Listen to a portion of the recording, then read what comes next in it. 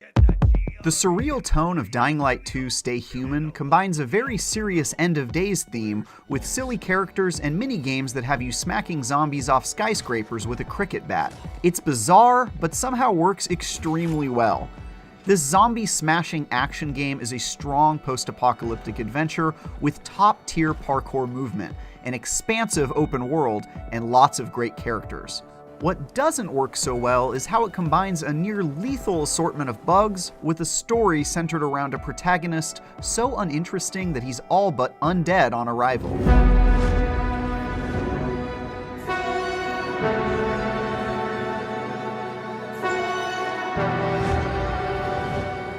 Before we dive in, it's important to note that I do not recommend jumping into Dying Light 2 on day one if your tolerance for bugs is low. I was able to play it to completion, but only barely. Leading up to launch, it is absolutely drowning in a sea of debilitating technical issues, whether it was crashing, all dialogue stopping during cutscenes,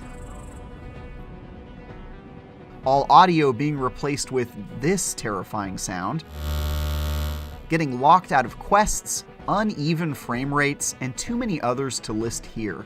Many glitches are temporary annoyances or even amusing wonkiness, but others are more dire. One IGN editor playing on PS5 had his entire save file corrupted, leaving him with a never-ending loading screen and locking him out of his save pending an upcoming patch. Those issues are particularly disappointing, since Dying Light 2 can be a lot of fun between them. Sticking largely to the plan laid out by its surprise hit predecessor in 2015, it takes place in an excellent, highly explorable city. The rooftops are home to eccentric survivors who have become masters of parkour, scavenging, and chopping zombie heads off with assorted sporting equipment.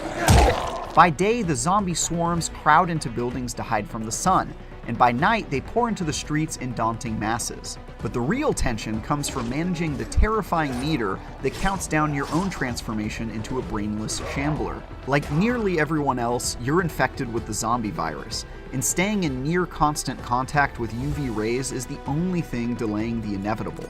The ever-present need to recharge that meter, which will deplete in a matter of minutes if you're inside a building away from the light, is an excellent addition that keeps up the pressure on every step of your journey. During the night, you have to be extremely deliberate with everything you do, so you can make it back to a nearby oasis with UV lights to replenish your meter, like a diver with a limited oxygen supply. Do you risk looting every corner of a mission area, or rush through and complete the main objective to mitigate danger? Should you take the time to sneak around to avoid conflict, or would it be easier to press the attack and risk getting stabbed to reach a goal faster? Decisions like this layer on top of the action and give you something to think about beyond just splattering the nearest zombies and looting their corpses.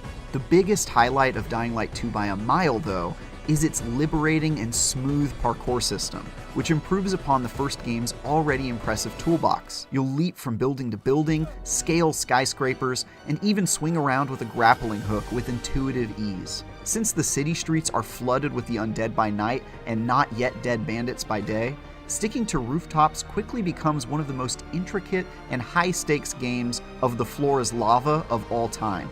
And it's consistently entertaining even when you're just running from point A to point B. Combat against humans and zombies alike can also be a lot of fun as you drop-kick faces, dodge and parry attacks, and lop off arms, legs, and torsos. There isn't much variety to the human enemies, but there are so many great options for finding inventive ways to kill a whole room of bandits or bloodthirsty brain eaters that it's rarely a tedious undertaking. Throwing giant exploding gas tanks at groups of enemies, setting a dozen zombies on fire with a well-placed Molotov cocktail, or just walking up to them one at a time and drop-kicking them out of a window are just a few ways I rid myself of unwanted undead. It's still a lot of fun, even when you quickly become overpowered and lose a lot of the difficulty and fear factor, or when you realize the human AI is about as smart as a boot full of mayonnaise. Pull yourself together. You got a visitor. And who's that? Queen of fucking England? After chasing down story threads for the 80 hours it took me to beat Dying Light 2, it was deflating that the main plot ended up feeling so weak, despite an embarrassment of riches when it comes to great characters. Rosario Dawson's Lawan, for example, is a fantastic anti-hero you get to hang out with a lot as she broods, drinks, and kills people indiscriminately with a crossbow. Ready? Let's go. Then there's the washed-up former hero Frank, the charming ladies' man Hakan, and many, many more who left me with fun and dramatic moments to remember them by. The real issue is that Dying Light 2 just kind of has you meander from character to character without any cohesive story materializing between them, mostly because of the disappointing character you spend the most time with. Aiden Caldwell, that's you. Shit. Oh, damn it, Aiden. I was actually starting to like you. Aiden is what you'd get if you ordered a cardboard cutout of a generic protagonist on Amazon and got the cheap knockoff version instead. The tale of revenge he's on is confusing, cliché, and borders on nonsensical by the end. Without going into spoilers, the flashbacks to Aiden's mysterious and tragedy-filled backstory sprinkled throughout the campaign left me wondering when the other shoe would drop. But it never did. It's especially irritating because there are so many interesting stories and well-written characters throughout the campaign, but for some reason your own character is one of the dullest people on one of the most humdrum adventures among them. I'm looking for Sophie! Sophie! Another disappointment is that most of the major decisions I made had little impact on the overall flow of the story, despite Dying Light 2 seemingly going out of its way to focus on your choices supposedly carrying weight. For example, I did everything in my power to piss off one of the city's biggest and most powerful factions, even going so far as to unsubtly assassinate several of their leaders. I expected big-time consequences, and yet by the end of the story, I still found myself working alongside them, even moments after I'd betrayed them for the third consecutive time. For what it's worth, they did give me a stern talking to, but none of it had a whole lot of impact on where I ended up. Although my actions certainly changed some characters' opinions of me and altered some story quests here and there, I ultimately still did all the same major story missions regardless of my decisions. Likewise, the ending felt like an inevitability, with only minor details changing along the way when I went back to see what might have gone differently. Come outside. Let's talk.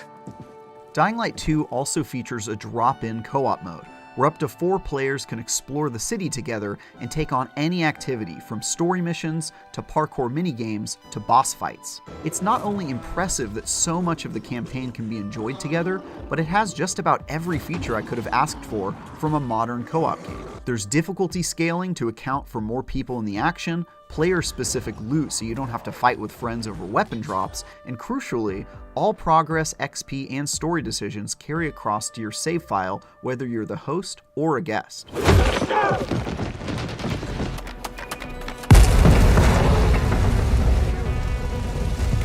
Dying Light 2 Stay Human is another in a long series of big, ambitious games whose potential greatness is visible just beneath a grimy layer of bugs.